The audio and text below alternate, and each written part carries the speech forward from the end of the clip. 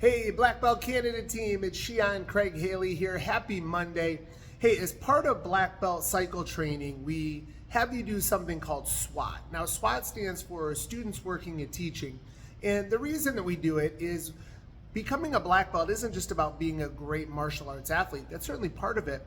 But part of it is developing leadership skills and being able to take the knowledge that you've learned and pass it on to other people the way that other higher ranks and your instructors did to you. And we find that this process of teaching you to learn how to be a leader, how to teach, it translates into much greater confidence at home, at school, for adults, personally, professionally.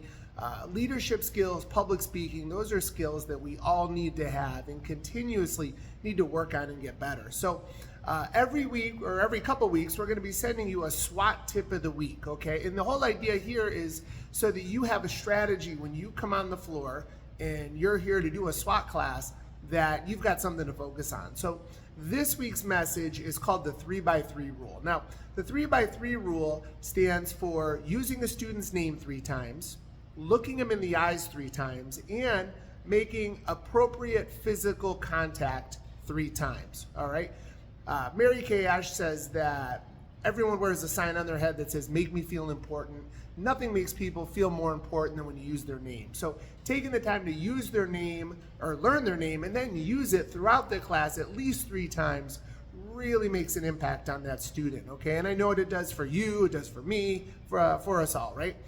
Make eye contact 3 times, right? Sometimes it could just be simply looking at that student, giving them a thumbs up, giving them like an A-OK sign, or just giving a gesture. But when you look them in the eyes, that shows the connection. And then lastly is that appropriate physical touch. That could be a knuckle bump, a handshake, a pat on the back, a high five, something where we're creating that bond, okay?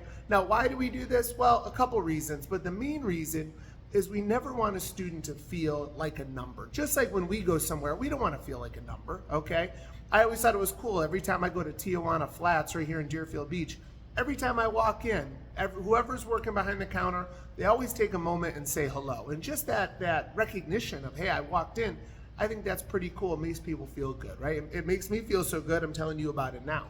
So we want people to not feel like a number, but we want them to feel like they matter. We want them to feel that they are important and that they're welcome and they're appreciated.